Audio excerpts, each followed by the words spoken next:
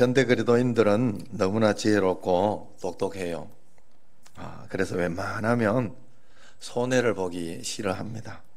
신앙생활도 자기의 나름대로의 기준을 가지고 누구 말처럼 규모 있게 그렇게 적당한 선에서 하고자 그렇게 합니다. 그래서 사람들은 자기 기준이 있어요. 그리고 그 기준을 넘어가려고 하지 않아요. 다른 사람의 이야기를 안 들으려고 그래요. 그래서 그러나 우리가 신앙생활 할 때는 그러면 안 됩니다. 신앙생활 할 때는 우리가 세상의 기준으로 현명한 것 같지만 하나님의 기준은 굉장히 어리석은 게 많아요. 그래서 예수님이 진리이기 때문에 우리가 예수님이 진리고 예수님이 생명이라면, 천국이 정말 있다면, 저 천국에 우리가 상급이 정말 있다면, 여기가 끝이 아니라면 우리는 그렇게 살 수 없어요. 내가 그렇게 적당하게 예수 믿는 것은 그저 종교 행위, 종교 흉내를 내는 것일 뿐이지 성경에서 말하는 진짜 그리스도인의 생활은 아니다 하는 거예요.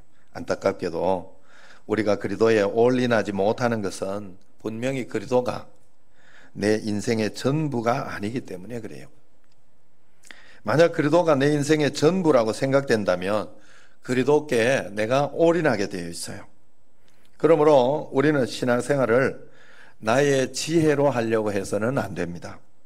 오직 하나님께서 열어주시는 하나님의 지혜로 하려고 해야 되고, 그 지혜로 신앙생활을 해야 됩니다.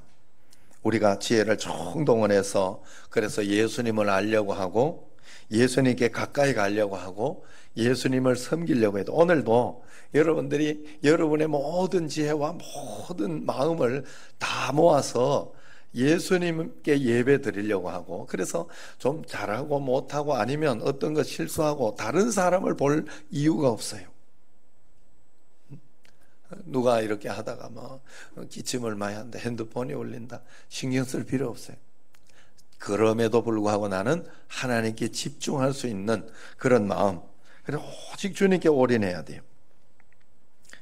그렇게 섬기려고 할 때, 우리가 지혜를 총동원해서 예수님을 섬기려고 할 때 비로소 하나님의 지혜가 우리에게 열리기 시작하는 거예요. 그때야 제대로 계산이 되는 축복이 우리에게 넘쳐나기 시작하는 거예요. 여러분, 그런데 우리는 그렇게 하지 않고 자꾸 먼저 주시면 내가 하겠다, 먼저 주시면 하겠다, 그렇게 생각을 하면서 먼저 달라고 그건 마치 내가 하나님이 되는 거예요. 내가 하나님. 그리고 하나님이 나의 시다바리. 그래서 하나님이 나의 어떤 그런 일을 하는 그게 아니잖아요. 내가 하나님의 뜻을 맞추어서 하나님을 존중하면서 하나님 존경하고 하나님의 뜻이 내게 이루어지는 일을 내가 감당하려고 기도하고 간구하면서 주님 앞에 나아가는 거 아니겠어요? 매일매일. 그래서 우리가 하늘의 축복을 받아야 되는데, 왜 하늘의 축복은 그렇게 넘친다는데 내게는 그 축복이 넘치지 못할까? 말씀대로 믿지 못하고 말씀대로 살지 못하기 때문에 그래요. 주님이 전부라고 생각하면서 언제나 주님이 내게는 3순위. 여러분의 인생에 주님이 1순위 맞습니까? 주님이 전부인 삶을 살고 있습니까? 그걸 내가 어떻게 여러분 내가 점검할 수 있을까? 이렇게 한번 점검해 보세요.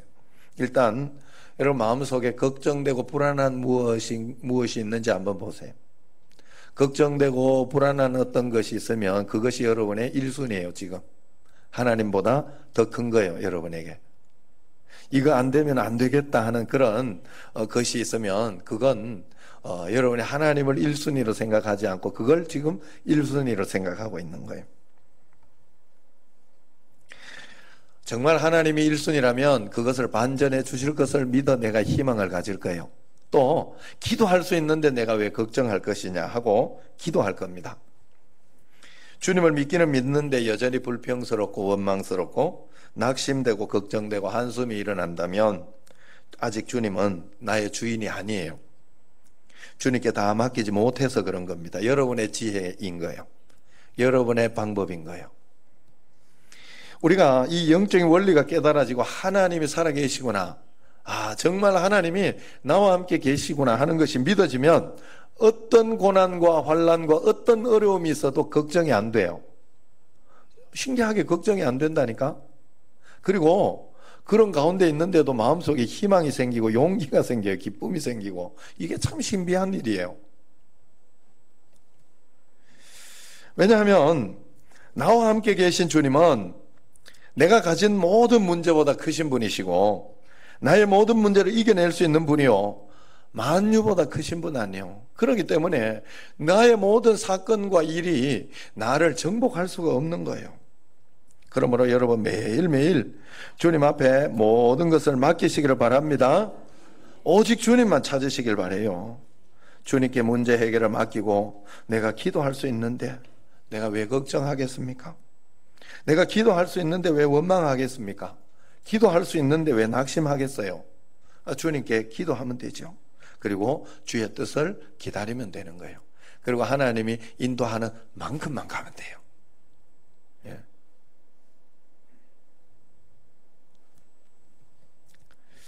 우리가 예수님을 믿을 때 반드시 통과하고 배워야 하는 필수 과목이 바로 있는데 그게 바로 결정적 반전이라는 그러한 과목이에요. 여러분들이 이 수업을 반드시 통과해야 돼요.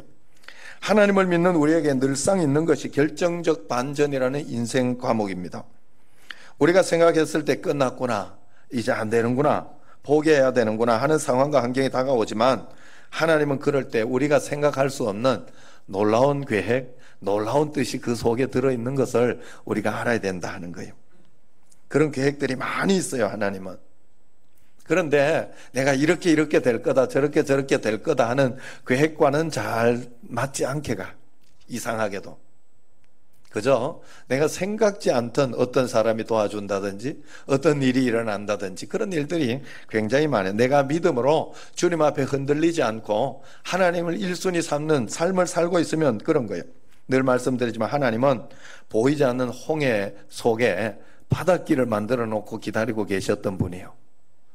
절대 열리지 않을 것 같았던 요단강이 열리게 하신 분이에요. 나는 믿네라는 찬양을 보면 그런 이야기를 하죠. 베드로가 물 위를 걸은 것을 이야기하면서 바닷물이 갈려져서 바닷길이 열리지 않다고 하더라도 나는 걱정하지 않는다. 나는 믿는다. 무엇을? 하나님은 물 위를 걷게 해서라도 나의 길을 돌파할 수 있도록 해주실 것이다. 나는 믿네. 할렐루야. 이게 바로 결정적 반전의 이야기예요. 그것뿐이 아니죠. 감옥에서 완전히 끝난 인생같이 보여도 한 번에 애굽의 총리로 끌어올릴 수 있는 분이 하나님이에요. 여리고 칼 한 번 쓰지 않고 무너뜨리신 분이 하나님이에요. 그런데 여러분, 이것을 또 내가 여리고 무너져라 기도만 한다고 되는 게 아니죠. 하나님 뜻 가운데, 말씀 가운데 하나하나 7번 돌아라 하면 왜 이걸 7번 돌아야 돼 하는 마음은 있지만 7번 돌았을 때, 나팔을 불어라 할 때 나팔을 불었을 때 역사가 일어난 거예요. 하나님과 함께 동행하는 삶을 살 때 우리에게 결정적 반전이 반드시 일어난다. 내게 주어진 상황을 반드시 감사함으로 그래서 우리가 받아들여야 돼. 결정적 반전의 삶을 살기 위해서는 반드시 일단 내게 일어나. 여러분, 내 삶은 내가 인도하는 게 아니에요. 내 삶은 하나님이 인도하는 거예요. 하나님이. 내가 인도했으면 이런 문제 저런 문제들 안 생겨요. 하나님이 툭툭 몰아가는 거예요. 툭툭 이렇게. 박창원 교수님이 우리 박창원 교수님이 우리 교수님은 아닌데 그분이 이렇게 해석을 하더라고. 베드로가 물고기를 잡을 때 그물을 던졌는데 왜 한 마리도 못 잡았냐? 하나님이 그때 다 쫓으셨어요. 물고기 저리 가라 저리 가라 저리 가라 해서 다 쫓으셨다는, 다 쫓아내요. 이렇게 가고 저렇게 가고. 그러니까 그 모든 상황 속에서 하나님이 이것을 보고 계시고 알고 계시다는 사실을 알고 받아들일 때 항상 감사함으로 받아들여야 돼요. 내게. 그걸 원망과 불평 아니면 낙심, 걱정, 두려움 이런 것으로 받아들이면 안 돼. 두려워할 일이 있어도 담대함으로 감사함으로. 억지로 감사는 안 되죠. 그렇다고 해서 그게 억지로 감사가 안 된다고 해서 그걸 가지고 걱정할 필요 없어요. 하나님께 맡기고 그냥 담대하게 나가면 돼요. 이것은 우리에게 주어진 환경과 상황을 주의 사명으로 알고 언제나 하나님이 오르시다는 것을 인정하라는 그런 뜻입니다.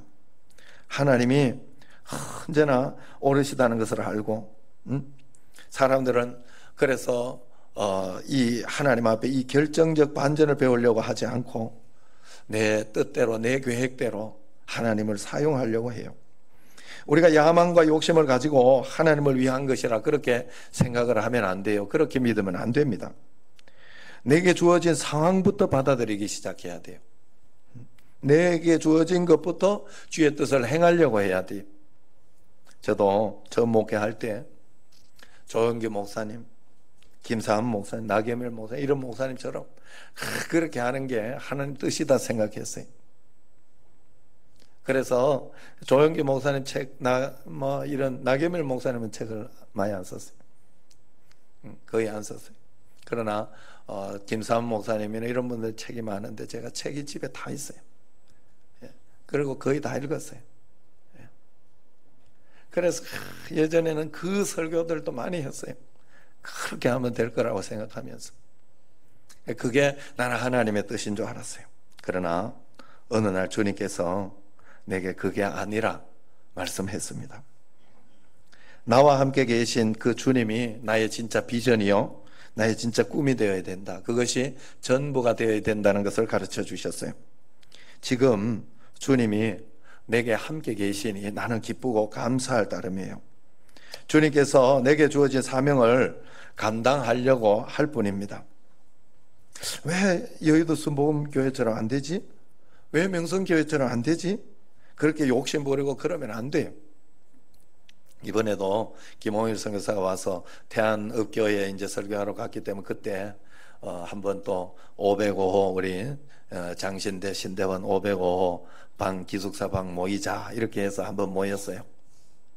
갔더니 예배를 드리면서 이제 거기에 박서원 목사가 휴가를 받고 뭐 이렇게 해서 거기서 예배를 드렸나 봐요. 그래서 예배 드리면서 야, 여기 지금 태안읍교회 예배 실황이나 이게 굉장히 좋은데 형님 한번 그거 한번 이렇게 가져가서 한번 해보시죠 이러더라고. 어떤 건데 이랬더니 이제 1시간 반 이상을 예배를 딱 드리는데 굉장히 왁구가 잘 짜여져 있으면서 굉장히 이렇게 은혜롭고 좋았대.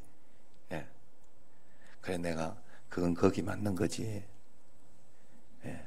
그 태안교회 가서 그 조형준 목사님이 이렇게 잘 거기에 상황에 맞춰서 만들어낸 거지. 예. 그걸 정신제일교회 그대로 하면 될 거라 생각하면 안 돼. 명성교회 그걸 내가 그대로 하면 여기 될 거라 생각하면 안 돼요. 다 다른 상황과 환경 어떤 그런 것들이 있어요. 그렇기 때문에 그냥 여기에서 하나님께서 내게 하루하루 한 걸음 한 걸음 인도하시는 만큼 하나님의 뜻을 분별하려고 하고 기도하면서 하나하나 해나가다가 보면 하나의 우리 교회에 가장 합당하고 좋은 것들을 주실 것이다. 할렐루야. 여러분 그런 것이에요. 그래서 내게 일어나는 상황 속에 하나님의 뜻이 있어요. 항상. 그래서 내게 일어나는 상황을 내가 감사함으로 받아들여. 어제도 이렇게 교회 오니까 30일 날 원래 이 집사님 이사를 하려고 했는데 어제 막 하고 있어가지고 나도 얼떨결에 목욕실 다 치워버렸어요. 이사 다 해버렸어요. 그래서 그렇게 했는데 그걸 가지고 왜 30일 안 하고 하냐고 막 이렇게 이야기할 필요 없어요. 상황이 그래졌으면 아들들이 이제 돈 좀 아껴보겠다고 이제 아들들이 놀 때 불렀는 것 같아. 애들만 고생했지. 예. 그래가지고 이렇게 해가지고 고생을 많이 한 것 같아요. 그래 어쨌든 그런 상황이 와도 그걸 가지고 내가 원망하고 불평하고 그러면 안 돼요. 어제 또 이렇게 왔을 때 청년들하고 중고등 애들이 이렇게 와가지고 굉장히 또 일을 많이 했어요. 다 옮겨가면서 이렇게 애를 썼는데 그걸 가지고 갑자기 왜 이렇게 해가지고 사람 고생시키냐 이러면 안 돼. 누가 한 거예요? 하나님이 밀어낸 거요. 그걸 내가 받아들이면서 감사함으로 받기 시작해야 돼요. 하나님이 나를 붙잡고 있다는 눈으로 보기 시작해야 되지, 그걸 내 판단으로 내 생각으로 이래서 안 된다 이렇게 하면 안 돼. 그래서 여러분, 우리가 언제나 하나님 앞에 감사함으로 받아들여요. 왜? 하나님은 언제나 옳으시기 때문에 그래요. 하나님은 100% 우리에게 가장 좋은 것을 주신다는 걸 나는 믿기 때문에 지금 상황이 이래도 이걸 통해서 내가 잘 풀어내면, 이걸 통하여 하나님 앞에 또 한 걸음 한 걸음 가다가 보면 더 좋고 복된 것으로 인도해 주실 것이다. 그걸 믿기 때문에 그런 거예요. 그러므로 그때 내가 배워야 하는 것은 겸손, 인내, 자비, 중성, 온유, 절제, 이런 것들을 그때 배우는 거예요. 사실 대부분의 이런 성령의 열매들은 그럴 때 아니면 배울 기회가 없어요. 우리가 내가 기분 나쁘고 내가 짜증나고 이럴 때 아니면 언제 그런 걸 배우겠어요? 기분 좋을 땐 다 그거 누구나 다 하지. 그러나 그건 진짜가 아니에요. 내게 불편한 일이 일어나 봐야 진짜가 나와. 내게.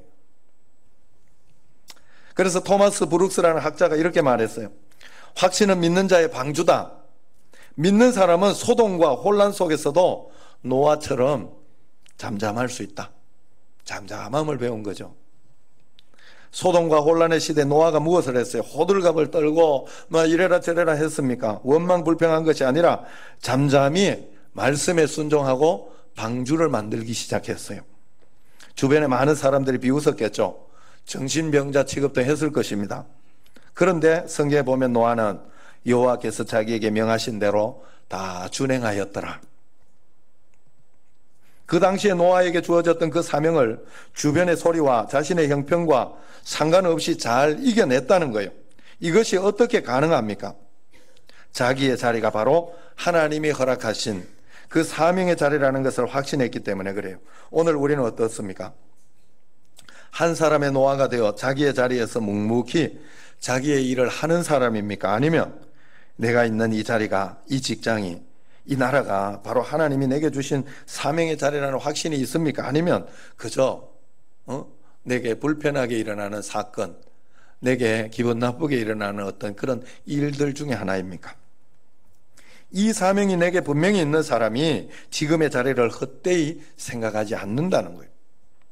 찬양대의 자리, 아니면 성도의 자리, 여기 앉아있는 이 자리까지도 내가 자부심을 가지고 행복하게 모든 일을 감당하려고 그렇게 할 것이다 하는 거예요.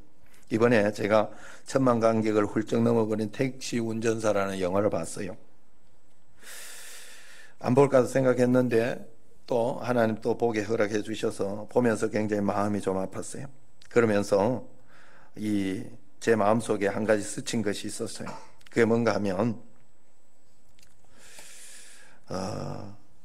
그 택시 운전사의 내용은 이거예요. 광주 민주화 운동에 있어서 그 일을 세계에 어떤 기자가 사명감을 가지고 거기에 들어가 가지고 세계에 그 일을 알려버리는 일을 하는 거예요.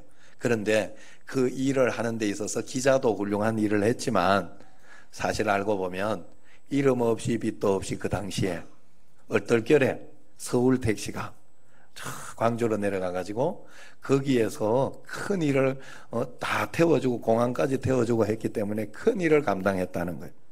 처음에는 자기도 그냥 도망치고 하려고 했는데 현실을 보니까 그게 아니니까 내가 목숨을 걸어서라도 이 일을 감당해야 되겠다 하고 감당해 준 거예요. 택시 운전사가. 그래서 하잘 것 없고 보잘 것 없이 보이는 그 택시 운전사가 이렇게 위대한 일을 했다 하는 게 그 영화의 그 핵심이에요. 김사복 씨라 그러죠. 김사복 씨. 그 이름도 진짜 이름이 아니죠. 여러분 알고 보면 압니다. 거기 한번 보면 알아요. 그런데 여러분 거기에 보면서 내가 택시 운전사에 사명이 있어야 되겠구나. 택시 운전사도 이 자기의 자리에 이렇게 열심을 다했는데 우리가 하나님의 일을 하는데 큰 교회는 더 큰 사명을 하고 목사님은 더 큰 사명이 있고 장로님이 더 큰 사명이 있고 그런 마음을 버려야 돼요. 집사라도 성도라도 청년이라도 학생이라도 내게 주어진 일을 충실하게 하면서 주의 말씀대로 살아갈 때 내가 사명을 잘 감당하는 거예요. 그래서 사명이 이 세상에 없는 사람은 없어요. 누구나 굉장히 많은 사명이 있어요. 여러 가지 사명. 어떤 때는 어떤 사람 생각해보면 저는 아버지로 사명이 있죠. 그리고 또 가족들 간에는 아들로 사명도 있어요. 또 형제들 간에는 동생으로서 사명이 있어요. 우리 집에서. 또 청신제일교회에서는 담임 목사로서 사명이 있어요. 또 505 친구들 간에 가면 친구로서 사명이 있어요. 또 선배 후배 있을 때는 후배로서 선배로서 사명도 있어요. 굉장히 우리에게는 사명이 많아요. 그런데 이걸 소홀하게 생각할 수가 있어요. 어떤 사람은 택시 운전사로, 어떤 사람은 서점 주인으로, 어떤 사람은 형으로, 어떤 사람은 축구 선수로, 어떤 사람은 부동산 사장으로, 중소기업 사장으로, 직원으로, 이런 모든 사명을 우리가 소홀히 여겨서는 안 됩니다. 그런데 우리가 마지막으로 한 가지 분명하게 알아야 되는 게 있어요. 이걸 그저 내가 이 일만 열심히 한다고 하나님께서 복을 주시지는 않아요. 왜냐하면 우리는 하나님의 사람이기 때문에 하나님 안에서 그 사명을 감당해야 돼요. 그게 뭐냐? 바로 먼저 해야 할 일이 있다고 이야기했어요. 그게 뭔지 아시죠? 먼저 그의 나라와 의를 구하는 사명. 할렐루야. 내 마음대로 사명이면 안 됩니다. 내가 지금 하는 것이 하나님의 뜻에 합당한 것인가? 말씀에 합당한 것인가? 복음을 위한 것인가? 오늘 저는 예수 믿으세요. 예수 믿으세요. 이것이 우리의 핵심이에요. 결국은 이 사명을 감당하기 위해 우리가 많은 돈을 벌어도 그걸 가지고 이 일에 투자하고 또 그 일에 내가 열심을 해야 되겠다.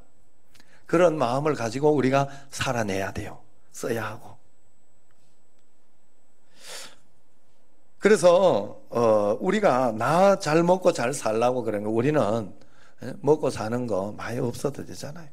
지금 제가 이렇게 보면 삼성 회장도 굉장히 힘들겠다 하는 그런 생각이 들었어요. 왜냐하면 왕자처럼 살다가 한마디도 안 듣고 부리며 살다가 얼마나 힘들겠어. 옹골지다지. 그러나 왕이라도 먹는 건 다 똑같아요. 다 먹으면서도 다이어트 해야 된다고 애를 쓰고 있을 거예요. 그렇다고 2끼 집어넣진 않아. 10가지 집어넣진 못한다고.